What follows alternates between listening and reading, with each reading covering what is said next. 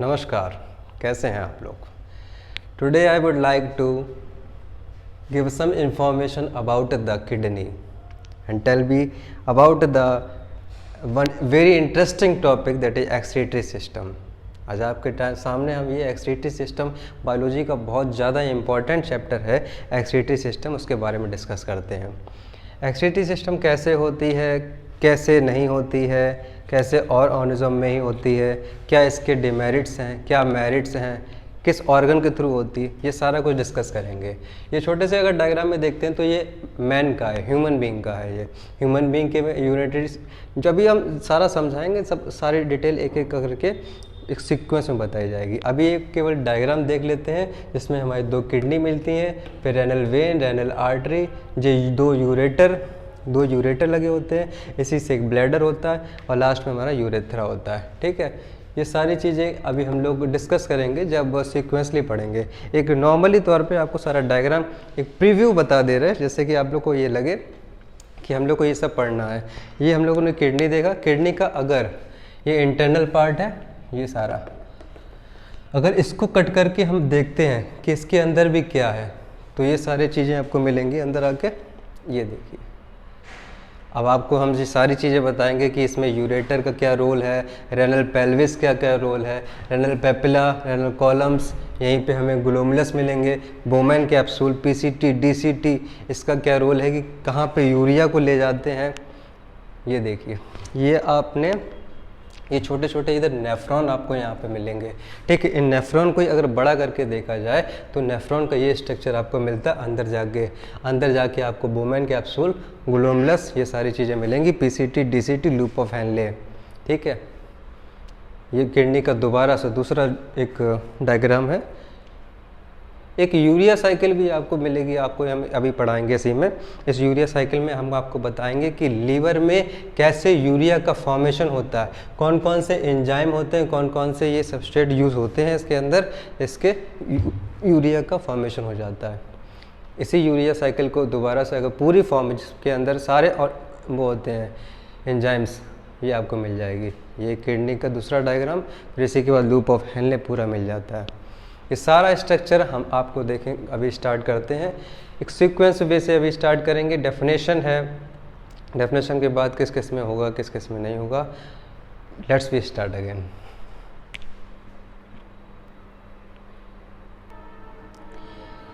सबसे पहले हम एक्सक्रीशन का डेफिनेशन देखते हैं। एक्सक्रीशन आखिर है क्या। ठीक है, ये है टर्म एक्सक्रीशन। एक्सक्रीशन मीन्स ही हो जाता है exit, the removal of waste materials and metabolic waste from our body is known as excretion. इसे हम एक्सक्रीशन कहते हैं।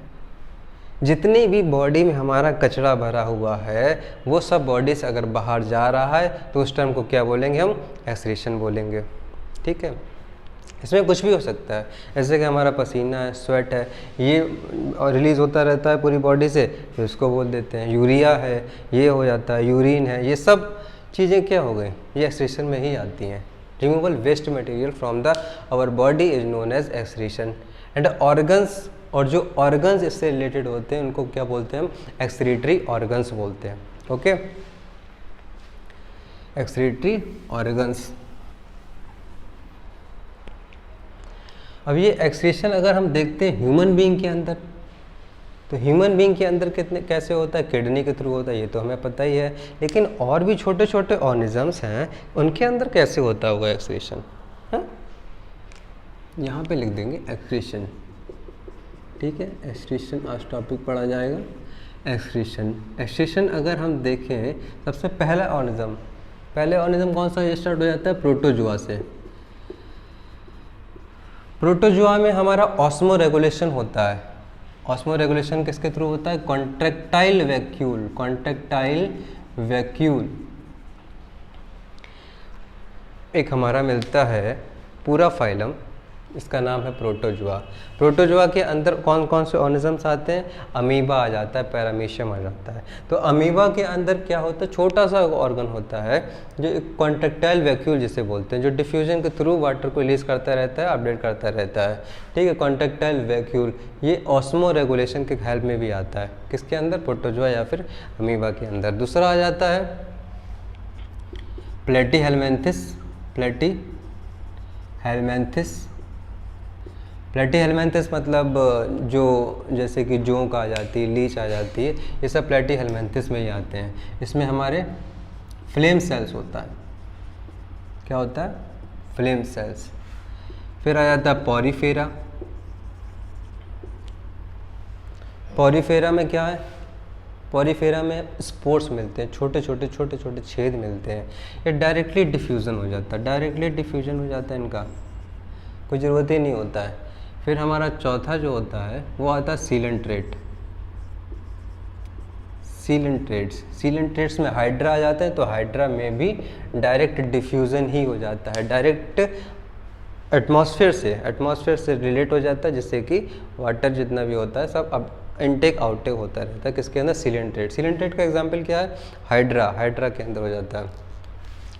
फिर नीमाटोडा वगैरह आता है, नीमाटोडा या फिर इसे निमेथी हेलमेंथिस बोल दो। इसके अंदर क्या होता है? इसके अंदर नेफ्रीडिया के थ्रू होगा। किसके थ्रू? नेफ्रीडिया के थ्रू। ठीक है। फिर मॉलस्क आता है, फिर इकाइनोडर्म आता है। मॉलस्क में भी कह देते हैं कभी कभी कि इसमें किडनी भी है, किडनी नहीं है, इसके अंदर मॉलस्क के अंदर मान दी जाती है। इकाइनोडर्म के अंदर अमीबोसाइट्स, इसका भी डिफ्यूजन बाई इनके टाइप की जो किडनी होती है छोटी सी वो। ठीक है, ये सारे ऑर्गन्स हो गए। और ऑर्थ्रोपोडा तो हो ही गया, ऑर्थ्रोपोडा तो रह ही गया। ऑर्थ्रोपोडा तो बहुत ही इंपॉर्टेंट है। ऑर्थ्रोपोडा के अंदर जितने भी सारे इंसेक्ट्स होते हैं, लाखों करोड़ों अरबों, सारे कहाँ मिलते हैं? ऑर्थ्रोपोडा में ही मिलते हैं। ऑर्थ्रोपोडा के अंदर इंसेक्ट में एक छोटा सा स्पेशल ऑर्गन होता है, उसको क्या बोलते हैं हम? मल्फिजियन ट्यूब्यूल्स। मल्फिजियन ट्यूब्यूल्स किसके अंदर मिलेगा? ऑर्थ्रोपोडा के अंदर मिलेगा। मल्फिजियन ट्यूब्यूल्स।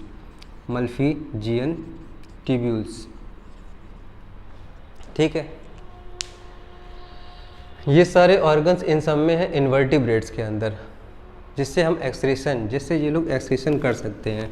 अब हम लोग अपना पढ़ेंगे कि ह्यूमन बीइंग का एक्सक्रीशन कैसे होता है। ये सबको पता है कि किडनी से होता है, बॉडी से जितना भी वेस्ट मटेरियल है वो कैसे रिलीज होगा? किडनी से ही होता है। अच्छा, कभी सोचा है कि वेस्ट मटेरियल ये है, वेस्ट मटेरियल को आखिर रिलीज़ करने की ज़रूरत क्या है?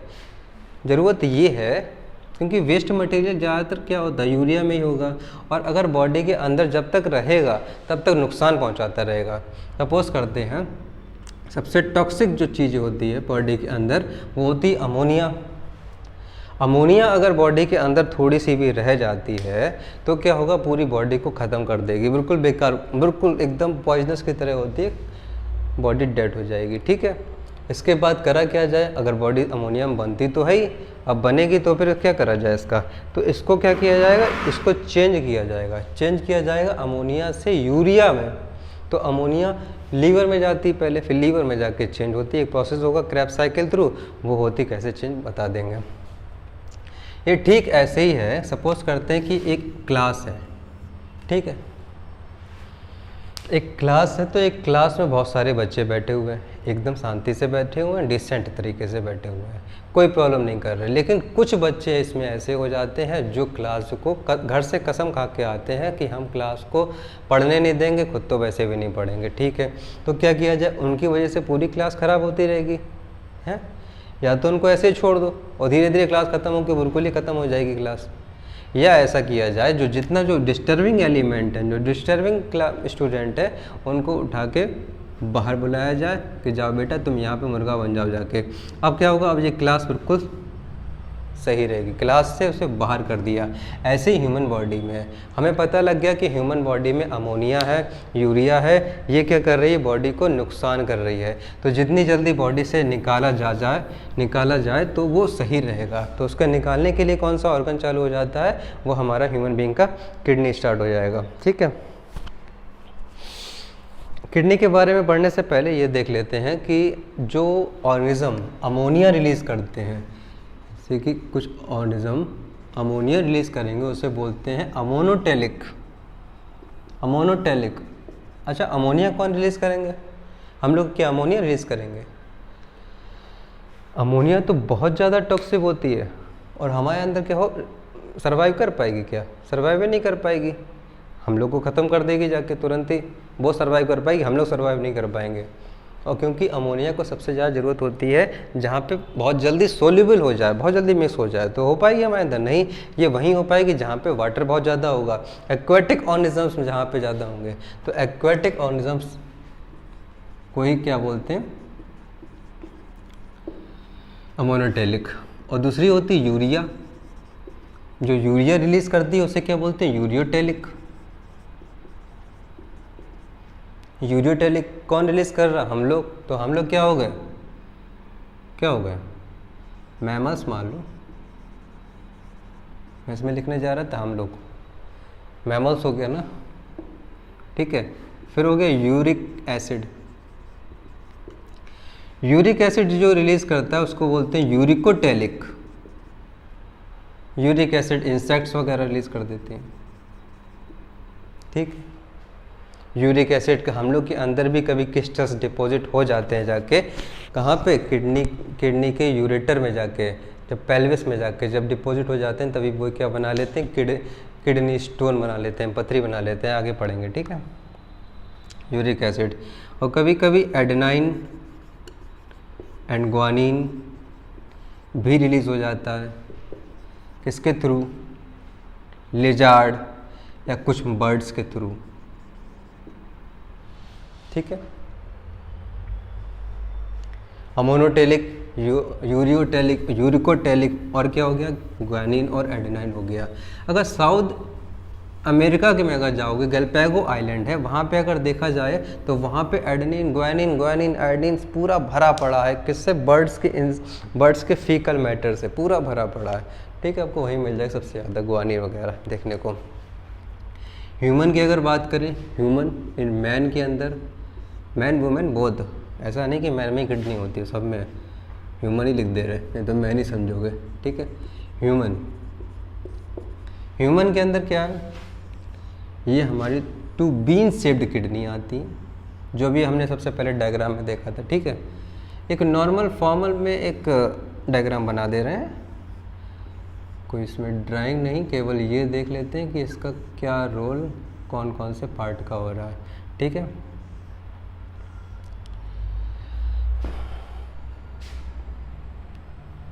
तो एक हमारा आता है जो रेड कलर का होता है, एक ब्लू कलर का होता है। ये एक को बोल देते हैं क्या?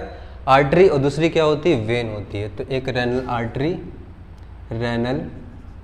आर्टरी जो भी हमने डायग्राम में देखी, दूसरी क्या होती थी? रेनल वेन, ठीक है। रेनल आर्टरी, रेनल वेन, और ये क्या हो जाती है? Bean shaped. ये किडनी है, दोनों ये किडनी है, ओके। अब इसी से स्ट्रक्चर 2 पाइपलाइन जैसे स्ट्रक्चर होते हैं, थ्रेड जैसे स्ट्रक्चर, और इससे अटैच रहते हैं। इनको बोल देते हैं क्या? यूरेटर। तो यूरेटर, इसको बोल दिया यूरिनरी ब्लैडर, यूरिनरी ब्लैडर, ठीक है। और इसको बोल दिया यूरेथ्रा, यूरेथ्रा, ठीक है। ये पूरा एक नॉर्मल डायग्राम है इसका। आपका 2 किडनी मिल जाती है, एक रेनल आर्टरी, रेनल वेन।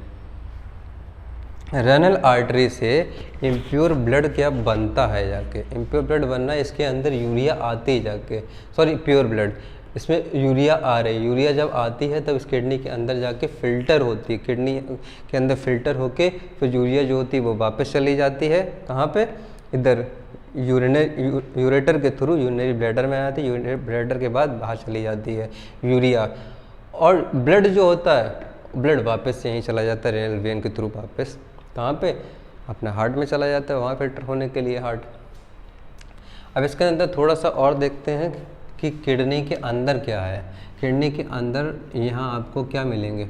छोटे छोटे पेपले स्ट्रक्चर मिलेंगे, ये मेजर कैल्सिस,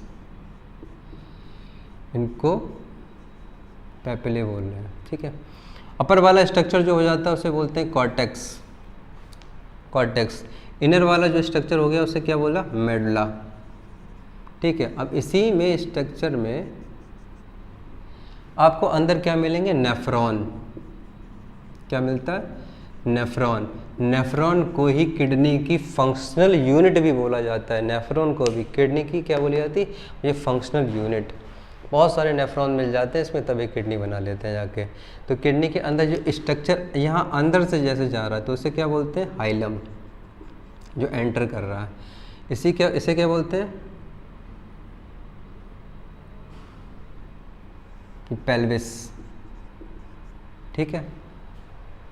ये थोड़ा सा फनल शेप्ड स्ट्रक्चर होता है जो इसके अंदर एंट्री ही कर रहा है। अब इसके अंदर क्या होता है, छोटी छोटी जगह होती हैं, एक छोटी जगह होगी फिर बड़ी जगह, बड़ी छोटी जगह बड़ी जगह। डायग्राम में देखें सही से पता चल जाएगा आपको, ठीक है। मेजर कैल्सिस, मेजर कैल्सिस और क्या होती है, माइनर कैल्सिस। मेजर कैल्सिस और क्या हो जाता है, माइनर कैल्सिस, ठीक है। अब क्या हुआ, अब इसी के अंदर आपको ये एक पिरामिड जैसे स्ट्रक्चर दिखते हैं, उसको क्या बोलते हैं, रेनल पिरामिड। यही इसके अंदर होते हैं, नेफ्रॉन के अंदर। अब रेनल पिरामिड को ही निकाल के देखेंगे कि उसके अंदर क्या डायग्राम है, ठीक है। पहले इतना पढ़ लेते हैं, इसके अंदर हाइलम होगा, पेल्विस होगा, major calyces, minor calyces, medulla inner side को बोलते हैं रेनल पिरामिड। छोटे छोटे पिरामिड लाइक स्ट्रक्चर होते हैं, ठीक है। और इन दोनों की रेनल पिरामिड के दो रेनल पिरामिड होंगे अगर, तो उसके बीच के जो स्पेस होगा उससे क्या बोलेंगे, कॉलम ऑफ बर्टनी बोलते हैं। क्या बोलते हैं, कॉलम ऑफ बर्टनी। अच्छा, अब ये हो गया इतना। इसके बाद ये यूरिया बनती है, ठीक है। ये देख लेते हैं कि अमोनिया से यूरिया बन कैसे रही है, ओके। तो इसमें आने से पहले, किडनी में आने से पहले ये क्या होता है कि जो अमोनिया है वो पहले यूरिया में कन्वर्ट होती है, क्योंकि वो कहते हैं कि अगर किडनी में चले गए तो किडनी तो पूरी फिल्टर करके बाहर कर देगी, लेकिन अमोनिया डायरेक्ट आएगी तो किडनी को डैमेज कर देगी, तो किडनी खराब हो जाएगी। तो इससे सबसे पहले क्या करें, पहले जो हमें वो मिली है कि अमोनिया मिली है, अमोनिया को पहले कन्वर्ट करें उसमें यूरिया में। तो इसके लिए लीवर भाई साहब पहले से बैठे होते हैं। लीवर भाई साहब कहते हैं कि why are you roaming here and there, please come here, मैं आपकी प्रॉब्लम सॉल्व करता हूँ, आप आओ तो यहाँ पे। लीवर बैठा होता है। लीवर बहुत मास्टर ग्लैंड होती है, वो सब कुछ सही कर देती है जाके। और लीवर के अंदर सबसे ज़्यादा सेंट्रोसोम होते हैं, जिसके लिए सबसे ज़्यादा उसके अंदर रीजनरेशन पावर भी होती है। अगर ख़राब भी हो रहा है, थोड़ा बहुत भी ख़राब होता है तो अपने आप से ही सही हो लेता है। ब्रेन के अंदर ऐसा नहीं होता, ब्रेन के अंदर सेंट्रोसोम नहीं होते। ब्रेन एक बार ख़राब हो गया तो बिल्कुल ही ख़राब ही रहता है फिर हो, ठीक है। तो लीवर के अंदर बनता कैसे, लीवर के अंदर बनता है ऐसे कि एक साइंटिस्ट थे, उन्होंने जब पूरा देखा कि कैसे हो रहा है क्या नहीं हो रहा है, तो उन्होंने पूरे इसके नाम पे एक साइकिल ही बना दी कि ये क्रैप साइकिल लो। क्रैप साइकिल के अपना जो उन्होंने साइकिल दिया, फॉर्मेशन दिया, उन्होंने गौर किया कि कैसे हो रहा है कैसे नहीं हो रहा। उन सबको फिर अपने अपने नाम दे दिए, उनको सबको नाम दे दिए, फिर बता दिया कि ऐसे होती क्रैप साइकिल, ये है क्रैप साइकिल, ठीक है। इससे बनती है क्या, अमोनिया से यूरिया, NH2CO NH2, ठीक है, क्लियर। तो ये फर्स्ट स्टेप में होता है अमोनिया, पहले अमोनिया मिलाते हैं, फिर वाटर, फिर कार्बन डाइऑक्साइड, ये सारी चीज़ें मिल जाती हैं इन द प्रेजेंस ऑफ एक एंजाइम आता है कार्बामिल, कार्बामिल फॉस्फेट सिंथेटेस। ये बहुत क्विक रिवीजन में के लिए बता दे रहे हैं आपको, धीरे धीरे आप रिवाइज कर लो इसे, बहुत इसमें शॉर्ट में बता देंगे आपको। कार्बामिल फॉस्फेटेस सिंथेटेस के प्रेजेंस में क्या बन जाता है, कार्बामिल फॉस्फेट। अब यही कार्बामिल फॉस्फेट जो होता है सेकंड स्टेप में, यही कार्बामिल फॉस्फेट, शॉर्ट में लिख दे रहे हैं इसको, ठीक है, कार्बामिल फॉस्फेट, यही कार्बामिल फॉस्फेट रिएक्शन कर देता है किससे, ऑर्निथीन से। इनके पास पहले से ही होता है ऑर्निथीन, ऑर्निथीन। ऑर्निथीन रिएक्शन करके बन जाता है क्या, सिट्रुलिन। सिट्रुलिन कंपाउंड बन जाता है।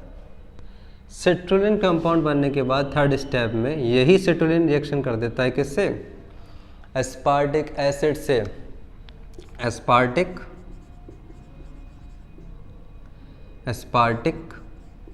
एसिड से ये रिलीज होके बना लेता है क्या, आर्जिनो सक्सिनिक एसिड। आर्जिनोसक्सिनिक एसिड बना लेता है। अब आर्जिनोसक्सिनिक एसिड क्या करती है, ये ब्रेक हो जाती है। ये ब्रेक हो जाती टू पार्ट्स में। यही आर्जिनोसक्सिनिक ब्रेक हो जाती टू पार्ट्स में जाके। नेक्स्ट स्टेप में होती है, मैं इधर लिख दे रहा हूँ, ये डिवाइड हो जाती है दो पार्ट में। एक हो जाती आर्जिनिन में, आर्जिनिन, और दूसरी फ्यूमेरिक एसिड में। ठीक है, और फिर आर्जिनिन फिर से ब्रेक हो जाता है टू पार्ट्स में। एक हो जाता ऑर्निथीन और दूसरा यूरिया। ये fumaric acid divide ornithine arginine divide हो जाता है फ्यूमरेट और मैलेट में जाके। ये ऑर्निथीन जो होती है वो वापस से दोबारा से इसी में चली जाती है, यहाँ पे आके ये फिर इससे सिट्रुलिन से रिएक्शन कर देती है जाके वो कार्बन फॉस्फेटेज से। ठीक है, और जो ये वाली यूरिया बन जाती है कि ये यूरिया अपने बाहर रेडी हो जाती है, इसी को तो हमें चाहिए था, ये यहाँ पे बन जाती है।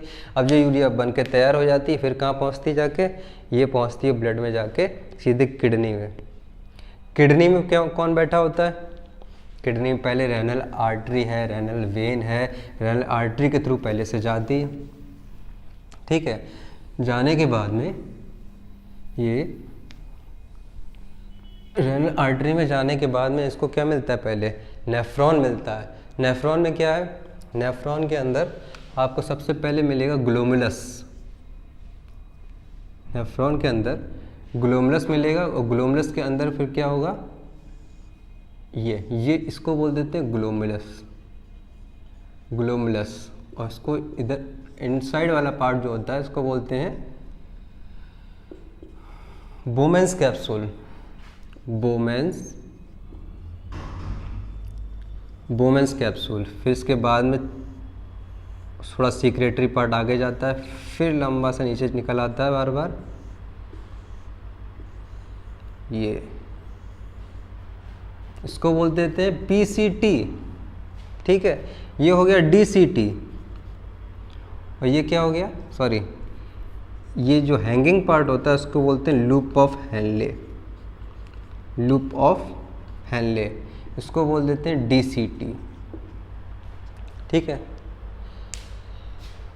ये आपको ग्लोमेरुलस सबसे अपर वाला पार्ट है। इसके बाद बोमेंस कैप्सूल। बोमेंस कैप्सूल के बाद पीसीटी। पीसीटी मतलब होता है प्रॉक्सिमल कॉन्वोल्यूटेड ट्यूब्यूल। फिर आता है डीसी, फिर लूप ऑफ हेनले। बड़े से लंबे लंबे एकदम थ्रेड लाइक स्ट्रक्चर मिल जाते हैं इसमें अंदर। इसके अंदर आपका अभी बताते हैं क्या होता है। डीसीटी लास्ट में आता है। डीसीटी मतलब हो जाता है डिस्टल कॉन्वोल्यूटेड ट्यूब्यूल। जैसे ही आपकी अब ब्लड आ रहा है, ठीक है, ब्लड के अंदर क्या है, यूरिया आ रहा है, इसको क्या होना, फिल्टर होना। किडनी के अंदर चले गए, किडनी के अंदर क्या मिला, किडनी के अंदर नेफ्रॉन मिला। अब नेफ्रॉन के अंदर भी अगर जाके देखेंगे तो आपको ये वाला स्ट्रक्चर मिलता है, glomerulus, बोमेंस capsule, PCT, loop of Henle, और फिर क्या मिल जाता है, डीसीटी, डिस्टल कॉन्वोल्यूटेड ट्यूब्यूल। ठीक है, अब क्या होगा कि जैसे ही इसके अंदर रिलीज होते हैं तो यहाँ पे सबसे पहले कौन बैठता है, ग्लोमेरुलस। ग्लोमेरुलस क्या कहता है, सबको जाने देता है, केवल ब्लड सेल जो होते हैं उनको हटा देता है। सेल के बाद ब्लड सेल जो होते हैं उन्हें हटा देता है। उसके बाद कहता है सब जाओ सब जाओ सब जाओ। सब जाने के बाद बोमेन कैप्सूल यहाँ तक आ जाते हैं। ठीक है, यहाँ पे आके कोई फिल्ट्रेशन नहीं होता, यहाँ पे आके सबको एंट्री कर देता है, जाओ जाओ जाओ जाओ। लेकिन यहाँ पे प्रेशर लगता है, यहाँ पे जीएचपी लगता है प्रेशर। जीएचपी मतलब होता है ग्लोमेरुलस हाइड्रोस्टेटिक प्रेशर। ठीक, ग्लोमेरुलर हाइड्रोस्टेटिक प्रेशर। ये जो प्रेशर लगा रहा है कितना लगता है, ये 75 mm ऑफ Hg लगता है। ठीक है, फिर ऑस्मोटिक प्रेशर भी लगता है यहाँ पे, वो कितना लगता है 30, यहाँ पे ऑस्मोटिक प्रेशर लग जाता है। फिर यहाँ पे इंटरस्टिशियल प्रेशर भी लगता है, इंटरस्टिशियल प्रेशर भी लगता है कितना 10 mm ऑफ Hg। और फिर एक इंट्रा ट्यूबुलर प्रेशर भी लगेगा इधर ही, इंट्रा ट्यूबुलर वो भी कितना लगता है 10 mmHg, ठीक है।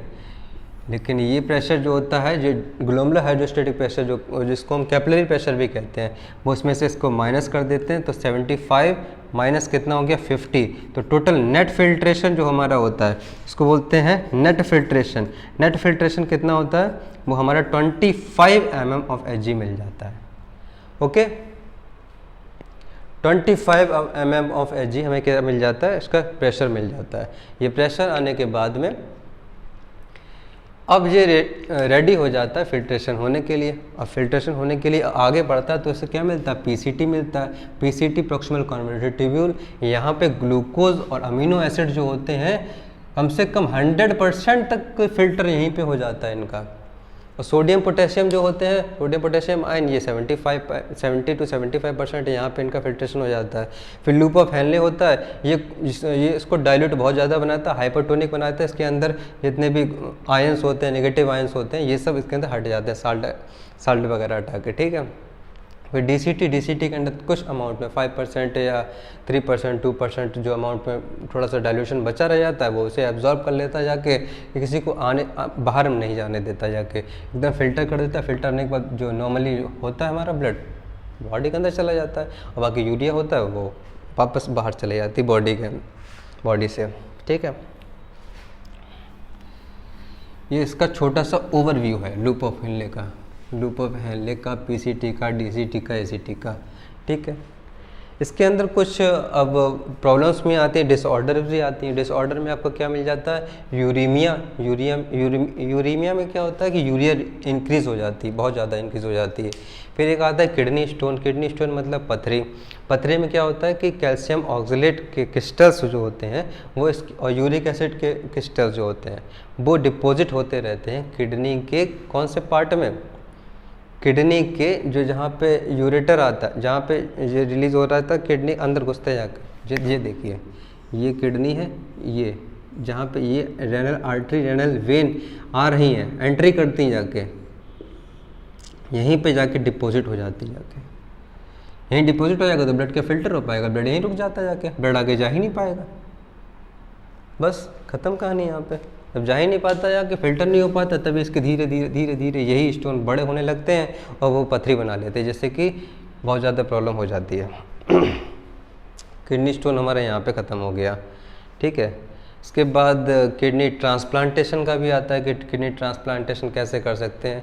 एक छोटा सा ओवरव्यू में देख लो कि डॉक्टर चार्ल्स हफनेजल थे अमेरिका के, उन्होंने 1954 में सबसे पहले किडनी को ट्रांसप्लांट किया था, ठीक है। 35 ईयर्स का कोई इंसान था, उसके पास किया था। हमारी इंडिया में कब हुआ था, ये 1971 में हुआ था, वेलोर इंस्टीट्यूट ऑफ टेक्नोलॉजी में, वेलोर मेडिकल कॉलेज में, वहाँ पर हुआ था जाके, एक महाराष्ट्रियन के ऊपर, वो भी 35 ईयर्स ओल्ड का था, उसके ऊपर हो गई थी किडनी ट्रांसप्लांट, वो आराम से हो गई थी। जो किडनी ट्रांसप्लांट वो जो सेम की होती है उसे बोलते हैं आइसोजेनिक ग्राफ्ट। क्या बोलते हैं, आइसोजेनिक, उसे बोलते हैं आइसोजेनिक ग्राफ्ट, आइसोजेनिक या फिर होमोजेनिक ग्राफ्ट, ठीक है। अगर किसी डेड बॉडी की ग्राफ्ट कर देते हैं तो वो कैडवर बॉडी बोलते हैं, कैडवर बॉडी ग्राफ्टिंग। क्या बोलते हैं, कैडवर बॉडी ग्राफ्टिंग।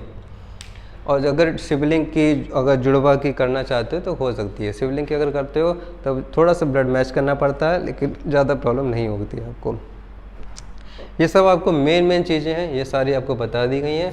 और एक टर्म और आता है आपका, वो होता है डायलिसिस। तो डायलिसिस में क्या होता है, ब्लड जो होता है वो फिल्टर सही से नहीं हो पाता किडनी के अंदर। एक सपोज करते हैं कि एक किडनी ख़राब हो गई, एक किडनी ख़राब हो गई तो दूसरी वाली किडनी से केवल ब्लड जा रहा है, लेकिन दूसरी भी ख़राब हो गई तब क्या होगा, ब्लड फिल्टर हो पाएगा, नहीं हो पाएगा। तब डायलिसिस की ज़रूरत होती है कि किडनी ख़राब हो गई। डायलिसिस मतलब होता है एक आर्टिफिशियल इंस्ट्रूमेंट होता है जिसके थ्रू एक किडनी की तरह वर्क करता है, जिसके थ्रू आप किडनी के यहाँ पे लगा देते हैं, यहाँ के रेनल आर्टरी, रेनल वेन, यहाँ ब्लड फिल्टर होता है और वापस से दोबारा से कहाँ चला जाता है, ये वापस से रेनल वेन के थ्रू बॉडी के अंदर चला जाता है। केवल आर्टिफिशियल किडनी बना देते हैं, यहाँ पे एक एपेटस बना देते हैं, इसके अंदर ये ब्लड यहाँ पे फिल्टर हो जाता है डायलिसिस में। डायलिसिस के अंदर कोई ज़्यादा नॉर्मल प्रॉब्लम नहीं आती है। अगर आपकी एक किडनी भी रहेगी तब आप आराम से ज़िंदा रह सकते हो, सर्वाइव कर सकते हो। Okay, that's all for today. Next we come on the next video. Thank you very much.